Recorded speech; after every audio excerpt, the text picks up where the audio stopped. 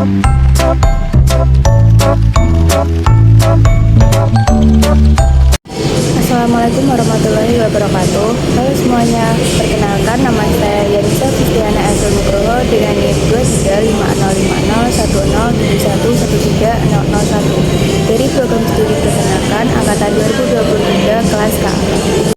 Di video ini saya akan menjelaskan tentang kasus yang saya ambil, yaitu mitigasi resiko agribisnis ayam petelur pada masa krisis, contohnya seperti pada saat COVID-19. Nah, perlu diingat kembali bahwa pandemi COVID-19 merupakan sebuah wabah besar yang mengguncang Indonesia pada saat itu. Bahkan bukan Indonesia saja, melainkan beberapa negara lain. Adanya COVID-19 pada saat itu menjadi sebuah tantangan tersendiri bagi pelaku usaha peternakan ayam petelur. Saat itulah pemerintah mulai mengeluarkan kebijakan baru yang akhirnya menghambat distribusi peternak ayam petelur, khususnya bagi pelaku usaha yang memiliki skala kecil. Terhambatnya kegiatan distribusi pemasaran ini mengakibatkan efek yang berantai, mulai dari harga pakan, ketidakpastian harga pasar, hingga risiko keuangan yang menurun pada peternak yang memiliki skala kecil. Sebagai mahasiswa peternakan, bagi saya kasus ini sangat berdampak terhadap peternak. Oleh sebab itu, perlu adanya tindakan yang tepat untuk mengatasi permasalahan ini. Misalnya, pada masa pandemi COVID-19, strategi pemasaran dalam upaya meningkatkan daya beli konsumen ini perlu adanya perubahan. Yang awalnya telur dijual secara langsung dari produsen ke konsumen atau dari produsen ke distributor, ini perlu diganti, yaitu dengan memasarkan telur atau menjual telur secara online, yaitu melalui platform digital. Nah, selain itu, ketika adanya COVID-19 ini, harga telur itu justru menurun, namun harga pakannya naik. Oleh sebab itu, perlu adanya riset dari peternak mengenai alternatif pakan sebagai opsi ketika keadaan darurat seperti adanya COVID-19. Dari kasus ini, ada beberapa solusi yang bisa diambil dari aspek sosiologi peternakan. Apa saja solusinya? Simak video berikut ini ya. Jadi permasalahan ini ada beberapa solusi yang bisa kita ambil. Yang pertama, memanfaatkan media sosial. Media sosial dapat digunakan untuk membuat strategi pemasaran baru, yaitu menjual telur melalui media sosial seperti platform e-commerce atau aplikasi yang mendukung penjualan telur tetap berjalan. Yang kedua, yaitu kerjasama dengan dinas peternakan. Untuk apa sih bekerjasama dengan dinas peternakan?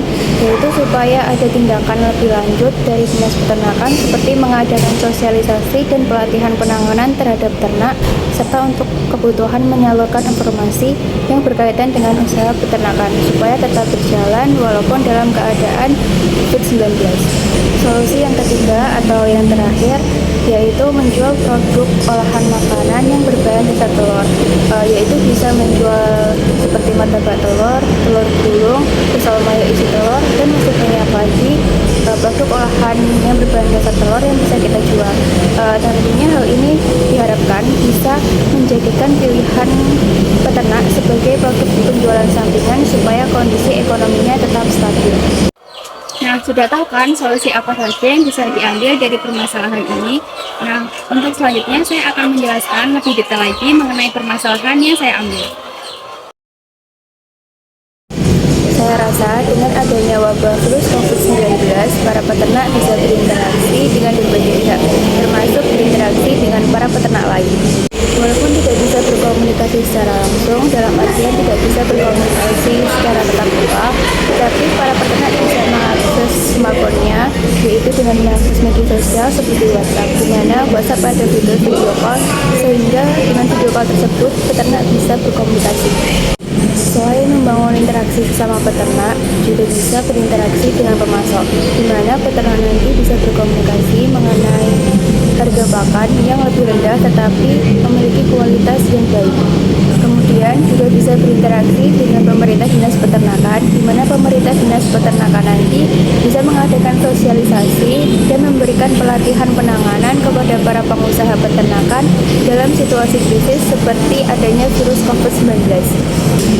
Peternak juga bisa berinteraksi dengan peneliti yang paham dalam bidang peternakan, di mana peternak nanti bisa berkonsultasi mengenai kondisi kesehatan ternak, kemudian juga bisa berinteraksi mengenai kapan ternak harus divaksin, dan kemudian juga bisa konsultasi akan kandungan nutrisi pakan yang baik. Kemudian kepada mahasiswa, peternak bisa berinteraksi mengenai teknologi dan metode baru di era sekarang dalam bidang pemasaran produk. Selanjutnya, peternak bisa berinteraksi dengan konsumen, di mana nanti peternak bisa menanyai secara langsung kepada konsumen bagaimana pendapatnya apabila produk ini dipasarkan melalui platform media sosial. Nah, pada materi sosiologi peternakan, itu kan ada yang namanya unsur-unsur kultural universal. Apa sih kultural universal itu? Kultural universal itu merupakan unsur-unsur kebudayaan yang dimiliki setiap masyarakat. Pada kasus yang saya ambil ini, ada beberapa unsur kultural universal. Yang pertama, ada peralatan dan perlengkapan hidup manusia. Peralatan yang biasanya digunakan oleh peternak yaitu seperti kandang, sistem pakan otomatis, dan sistem pemanas bagi ternak. Yang kedua, ada mata pencarian dan sistem ekonomi, di mana pada saat wabah pandemi COVID-19 ini, para peternak mengalami penurunan akan permintaan telur, sehingga akan mengakibatkan sistem ekonomi ini tidak stabil dan pendapatannya menurun.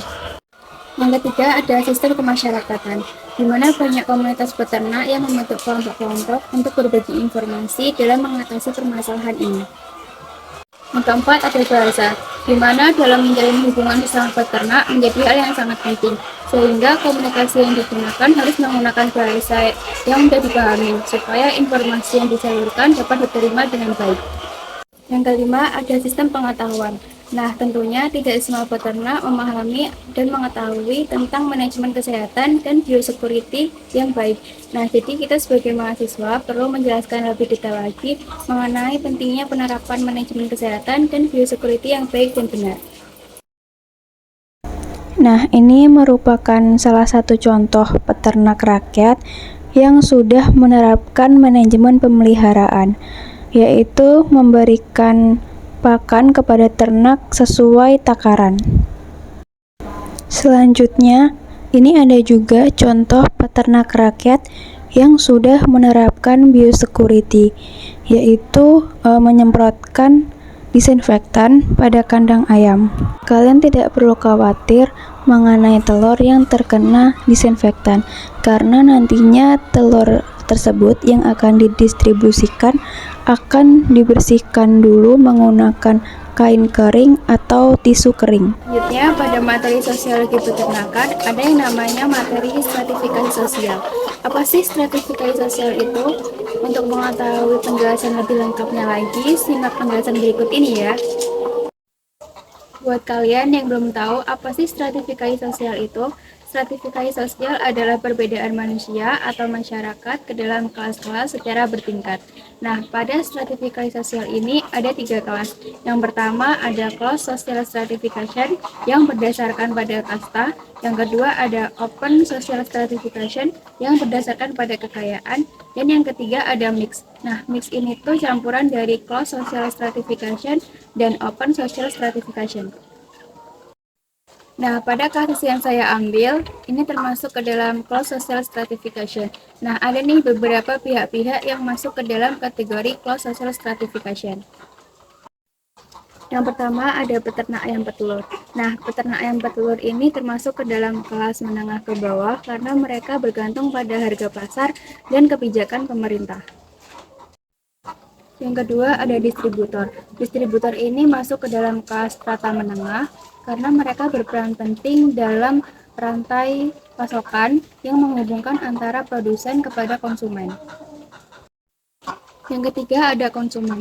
Nah, konsumen ini berada pada kelas menengah ke bawah karena mereka menerima dampak dari perubahan harga dan ketersediaan produk.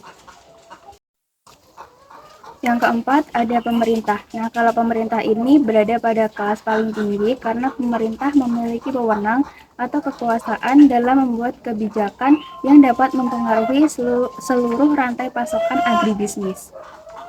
Pada kasus ini terdapat social mobility, di mana terdapat perubahan status ekonomi dan sosial peternak.